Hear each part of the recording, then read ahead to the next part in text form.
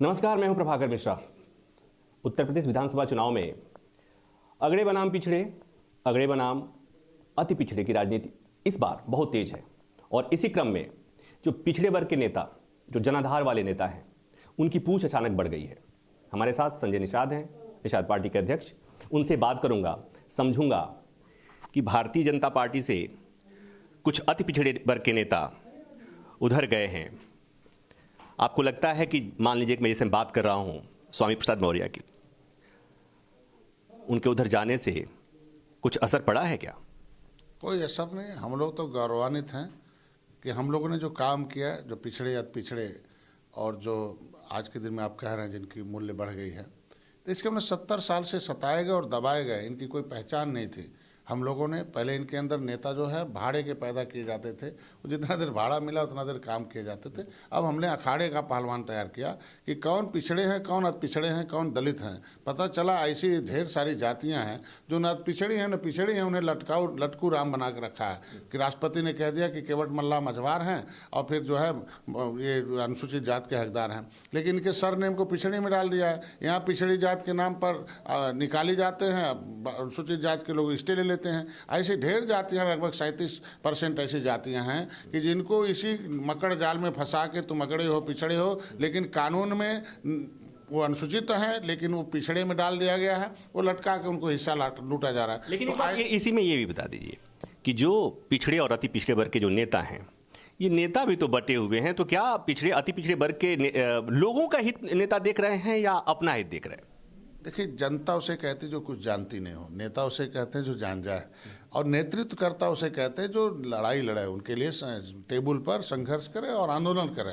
तो आज के दिन में जिन नेताओं की बात करते हैं, ये उनकी जानकारी हो गई और जानकारी के बदले किसी पार्टी से हट के हम लोग नेतृत्व करता है। हम लोग संघर्ष करते हैं, रेल रोकते हैं, सड़क रोकते हैं, सदन में आवाज़ उठवाते हैं। हम लोग प्रधानमंत्री मोदी जी की रैली में, योगी जी की रैली में, अमित शाह जी की रैली में अपनी आवाज़ उठाते हैं, फिर उनके साथ भी रहते हैं, उनसे मनवाते हुए, उनसे लिखवाते हुए, उनसे सही दिशा में अपने समाज की समस्याओं के समाधान के लिए सही दिशा तय करते हैं। इसीलिए तो हमारे संघर्ष और त्याग और तपस्या का और हमारे जितने भी योगदान रहे हैं उससे हमारा समाज भूल नहीं सकता और मेरे साथ है। लेकिन अभी तो गठबंधन ये कह रहा है कि जातीय समीकरण गठबंधन के साथ है।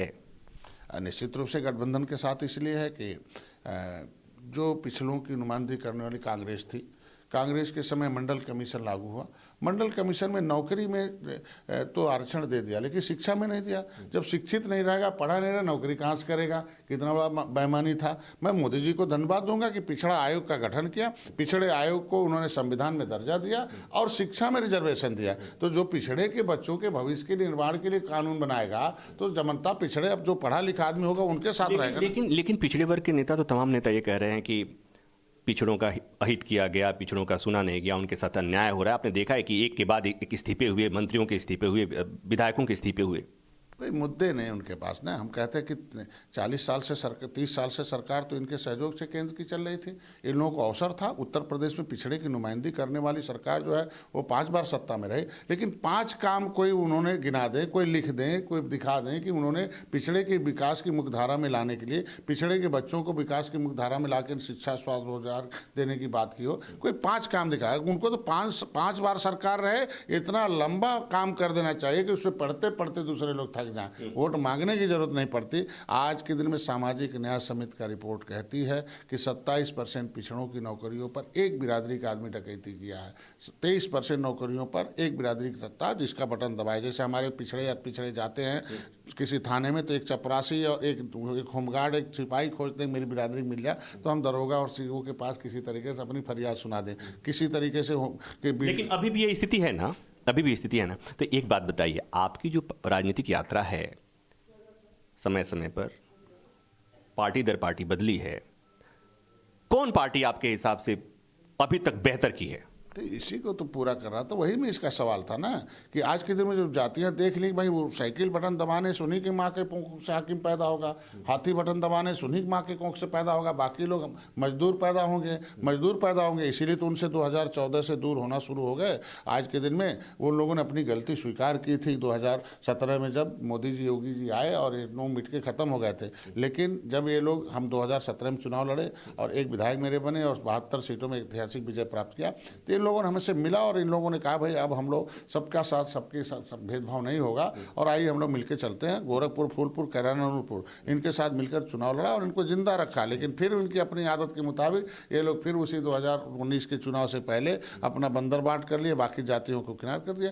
आज के दिन में जब इन्हें कुछ फायदा लेना होता है तो नाम करते, जब कुर्सी पर चले जाते हैं तो एकदम भूल जाते हैं कि कैसी तरीके से भेदभाव होता है। तो इसीलिए आज के दिन में ये समाज 2014 में मैंने 17 फरवरी 2014 को मैंने आंदोलन किया, यहाँ लखनऊ में सीएम हाउस घेरवाया। आपने देखा होगा कांग्रेस और बसपा साफ हो गई और सपा हाफ हो गई और भाजपा माफ हो गई। इस बार क्या होगा? मैं कहता हूँ 2017 में कांग्रेस और सपा का बहुत बड़ा गठबंधन था, लेकिन मैं चुनाव लड़ा, कोई काम नहीं हुआ और करारी हार हुई। इस बार क्या होने जा रहा है? 2019 में सपा बसपा एक हो गई थी, लेकिन मैं मोदी जी के साथ खड़ा हो गया। मछुआ समुदाय 18% आबादी, पूर्वांचल के लगभग 40 सीटों पर हम लोगों ने विजय प्राप्त किया। तो आज के दिन में जब मछुआ समुदाय जीत गए, नाविक जिस नाव में रहता है उसे कभी डूबने नहीं देता। और निश्चित रूप से पहले नाविक कोई नहीं था। हमारे नाव की पतवार दूसरे लोग चलाते थे, अपनी तो पार हो जाते थे, मेरे लोग मझधार में डाल देते, मझधार में। तो मतलब आपको भी क्या लग रहा था कि बीजेपी की नैया डूब रही थी, आप आए हैं तो मझधार से निकाल देंगे? नहीं, इन लोगों की, ये लोग हम लोगों की नैया 2019 में डुबाने लगे। तो हम लोग, हमारी नाव, हम ही लोग बैठे थे और डुबा रहे थे, इसलिए अपनी नाव लेके हम लोग मोदी जी के साथ आ गए और मोदी जी के साथ रहकर। तो नाव से अपने अकेले जा रहे हैं या इसमें मोदी जी को बैठा है? समाज और मोदी जी सभी लोग हैं, क्योंकि एक देखिए इनका काम है सबका साथ, सबका विकास, सबका विश्वास, बिना भेदभाव के। ऐसा आपको अच्छा, ये बार बार आप कह रहे हैं कि बिना भेदभाव के। हाल के दिनों में मैंने कहा कि इस्तीफे दर इस्तीफे हुए और सब में कहा गया कि बहुत भेदभाव हो रहा है, सब झूठ बोल रहे हैं क्या? इस्तीफे तब देते जब उनके पास पावर रहता। जनता ने उन्हें चुना था तो इन्होंने रिपोर्ट कार्ड दिया जब मोदी जी की रैली में कि भाई मोदी जी बहुत अच्छे हैं, योगी जी बहुत अच्छे हैं, बिना भेदभाव के योजनाओं का लाभ देते हैं चाहे जिसका है। और हम लोगों मंत्री थे तो बहुत अच्छे काम किए। लेकिन जब चुनाव आयोग ने इनके पावर को ख़त्म कर दिया कि अब जाओ दोबारा चार्ज होके आओ, जब पब्लिक तुम्हें वोट दे देगी फिर से चुने जाओगे तब तुम्हारी आवाज़ में ताकत रहे। जब आवाज़ में ताकत रहे तो मोदी जी अच्छे आए, और जब बीमारी पकड़ ली कि भाई बीमार हो फिर से जाओ, जनता तुम्हें इलाज करेगी, फिर स्वस्थ होकर आना आवाज़ में, तो बीमार आदमी कुछ भी बोल सकता है उनकी बातों। चलिए अब सीधे आता हूं आपसे जुड़े हुए सवाल पर, आपकी पार्टी से जुड़े हुए सवाल पर। टिकट को लेकर बात बन गई है? जीत की बात करिए और सीट की बात करिए, टिकट क्या है? हम लोग निषाद पार्टी बनी है, अपने चुनाव चिन्ह पर कम से कम 1 दर्जन सीटें लड़ेगी भोजन बड़ी थाली पर। हमारे कार्यकर्ता जहाँ जहाँ तैयारी किए हैं, और 70 साल बनाम 7 साल, 70 साल का गड्ढा हमारे लोग पाट लिए, देख लिया कि क्या क्या दशा हो गई। हमारा समाज मेरे साथ है, मेरे कार्यकर्ता तैयारी किए, जिन सीटों पर हमारे कार्यकर्ता तैयार हैं और जीत के समीकरण में भारतीय जनता पार्टी। तो ये 70 साल में आप ये कह रहे हैं कि इसके पहले जितनी पार्टियां थीं, परंपरागत वोट बैंक कांग्रेस के साथ था आप वाला, तो कुछ हुआ ही नहीं? हुआ होता तो जनता उनके बटन छूना बंद क्यों की? क्योंकि अंथा समय नंगार कमेटी की रिपोर्ट कहती है हमारे लोगों को अंग्रेजों ने कानून बना के उजाड़ा था, उसको बहस कराया 6 घंटे 16 मिनट। मीरा कुमारी जी उस समय जो है लोकसभा अध्यक्ष थी, उसे कूड़े में डाल दिया। जब हमारे आयोग के रिपोर्ट को कूड़े में डाल दिया बहस को, तो हमारे समाज ने उसको कूड़े में डाल दिया। अच्छा, अब फिर वही बात, फिर एक सवाल और आपने कहा, देखिए कुछ भी हो, जब गठबंधन में आप जाते हैं, चुनाव लड़ने जाते हैं, तो मामला वहीं आके लटकता है। कितना टिकट? देखिए निश्चित रूप से कार्यकर्ताओं को और पार्टी के लोगों की अपेक्षाएं अधिक होती हैं, और जिस पार्टी के साथ जाते हैं उसकी भी अपेक्षाएं रहती हैं। तो दोनों में सामंजस्य बैठाना थोड़ा टाइम लगता है, और सामंजस्य बैठ चुका। कोई हम लोग एक ही सपना हमारे कार्यकर्ताओं पदाधिकारियों का कि 2 जून की रोटी जिसकी छीनी गई, कपड़े मकान छीने गए हैं, शिक्षा स्वास्थ्य रोजगार छीना गया, जिनकी नौकरी छीनी गई, नोट पर नाका डाला गया उनके हिस्से पर, इनको पुनः मिल जाए, ये हमारे लोग हैं। इसलिए हम लोग गठबंधन किए, इसलिए सीटों का कोई लफड़ा नहीं है। और जब जब भी भारतीय जनता पार्टी का सूची निकलेगा उस समय हम लोगों की भी सूची निकलेगी। अब इसी में ये भी लोग सुनना चाहेंगे कि सरकार दोबारा आती है तो डॉक्टर निषाद कहाँ रहेंगे, उनका कद क्या होगा, उनका पद क्या होगा, किस कुर्सी पर बैठेंगे? देखिए हमारे संघर्ष को, मेरे तपस्या और त्याग को सभी लोग जानते हैं, और भारतीय जनता पार्टी एक चाय वाले बेटे को प्रधानमंत्री बना सकती है, कार्यकर्ता को मंत्री बना सकती है, कुछ भी बना सकती है। तो जो भी उन्हें उचित लगेगा वो जगह देंगे, चूँकि सब साथ में है और सहयोगी दल हैं, तो निश्चित रूप से अगर 4 सीट जीत कर और इतने बड़े वो ले सकते हैं, तो ओम प्रकाश भाई को दिया था भारतीय जनता पार्टी ने और वो भी नहीं ढो पाए न पचा पाए, तो आज के दिन में निषाद पार्टी ने अपने पद प्रतिष्ठा के लिए हम लोग काम नहीं कर रहे हैं। हमने बताया वही सपने जो हमारे समाज और हुए, वो सपना जो इस देश को संविधान बनवाया, उन्हीं सपनों को पूरा करने के लिए कुछ कुर्सी का खास महत्व होता है निषाद साहब। तो मैं ये कह रहा हूं कि इस सरकार में 2-2 उप मुख्यमंत्री हैं, अगली बार कितने उप मुख्यमंत्री होंगे? ये तो बड़े भाई, हम लोग छोटे भाई हैं, बड़े भाई का दायित्व है छोटे भाई को कैसे रखते हैं। और हम लोग अनुशासित कार्यकर्ता, हम लोग यहाँ कैश वाले नहीं हैं, कैडर वाले लीडर हम लोग हैं। हम लोग तो आप आप अपने पार्टी के कार्यकर्ता हैं, आप गठबंधन के कार्यकर्ता थोड़े ना। आप चुनाव लड़ने जा रहे हैं तो हसरतें होती हैं और आपके लोग भी आपको देखना चाहते होंगे, तो उनके लिए बता दीजिए। निश्चित रूप से उनके लिए बता दें ना, उनके लोग, हमारे लोग जब काम कर रहे हैं। भारतीय जनता पार्टी एक ऐसी पार्टी है कि लंबे समय तक गठबंधन दल को निभाती है और ढेर सारे बाकी गठबंधन तो देखिए 1 महीना चुनाव बीते 15 दिन में खत्म हो ये आप सब सवाल का जवाब दे रहे हैं, ये नहीं बता रहे हैं उप मुख्यमंत्री की दावेदारी अब भी है?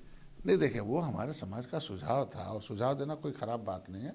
और हमारे लोगों कई सुझाव उन्होंने भारतीय जनता पार्टी लागू किया, जैसे हमारा मत्स्य मंत्रालय अलग किया, उनके जो है बीमा किया, निषाद राज के किले को पर्यटक स्थल घोषित किया। फिर वही सवाल, उप मुख्यमंत्री के दावे पर भारतीय जनता पार्टी से बात हो गई है? नहीं, देखिए हम लोग अपने मुद्दे की बात करते हैं। उनके लिए तो मेरे समाज का सुझाव था, वो उसको बोल दिया गया था।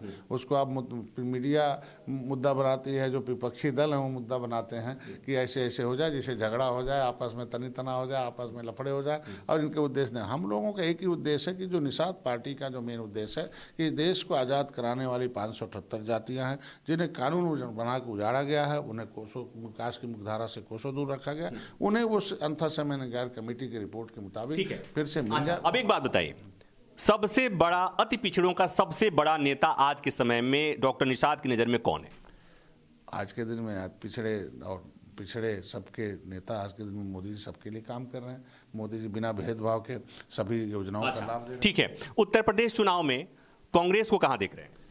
कांग्रेस तो डूबती हुई जहाज है, उससे सब लोग उतर भाग रहे हैं। और बहुजन समाज पार्टी को कहां देख रहे हैं? बहुजन समाज पार्टी के बेचारे जो कैडराइज कार्यकर्ता बचे हुए हैं, बाकी सहयोगी दूर हो गए हैं। और समाजवादी पार्टी, आपने देखा होगा कि उनके पास एक ही वर्ग बचा हुआ है, जो खाली मंदिर के नाम पर जिनको खुश करने के लिए गोलियां चलाई गई हो, तुष्टीकरण किया गया हो, जो हिंदू मुसलमान। आप भी अब एक मतलब गठबंधन में आने के बाद आप वही भाषा बोल रहे हैं जो बीजेपी की भाषा है? नहीं, बीजेपी की सच्चाई है, उसे बोलना पड़ेगा ना कि आज के दिन में पिछड़ों के नाम पर नुमाइंदगी करने वाले सभी जातियों को उन्होंने साथ साधा। अरे आप एक बात बताइए, आप निषाद समुदाय हैं, आप एक बात बताइए, भगवान राम को निषाद ने पार लगाया था नैया, हाँ पार लगाने आए।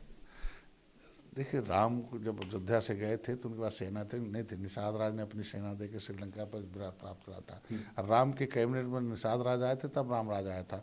जब से मैं आया हूं, आप देखिए धारा 370। ठीक है, हाँ, बहुत बढ़िया। तो एक बात बताइए, तो राम की राजगद्दी के बाद इस बार जब राजगद्दी होगी तो निषाद राज वही नाव खेलेंगे या राजभवन में उनके लिए भी कुर्सी लगेगी? देखिए उस जमाना था, कभी समुद्री हमारे देश को धन को लूट के अंग्रेज लेके जाते थे, उन्हें हमारे लोगों ने मारा, उनको मौत के घाट उतारा। आज देश को राष्ट्रवाद निषादों के अंदर भरा हुआ। अब हमारे लोगों को ताल घाट, अच्छा फिर मतलब फिर राष्ट्रवाद, यहाँ पर भी राष्ट्रवाद पूरा होना है। उनको जो है वो अपना हक अधिकार चाहिए, उनको जो है नदी ताल चाहिए, लेकिन उसके साथ भी संवैधानिक माल भी चाहिए। उन्हें सचिवालय से लेकर शौचालय तक हिस्सेदारी भी चाहिए, इसलिए निषाद पार्टी बनी। हाँ, तो मतलब वही कि चाहिए सचिवालय में भी हिस्सेदारी चाहिए, तो मुख्यमंत्री उप मुख्यमंत्री की कुर्सी पर भी दावेदारी चाहिए। नहीं, देखिए पहले हमारे समाज के लोगों को तो शिक्षा, स्वास्थ्य, रोजगार मिले, उसके लिए काम होना चाहिए। राजनीति तो होती रहती है ना, 70 साल राज बहुत, एक दर्जन विधायक बनाए गए कांग्रेस के समय, लेकिन कुछ नहीं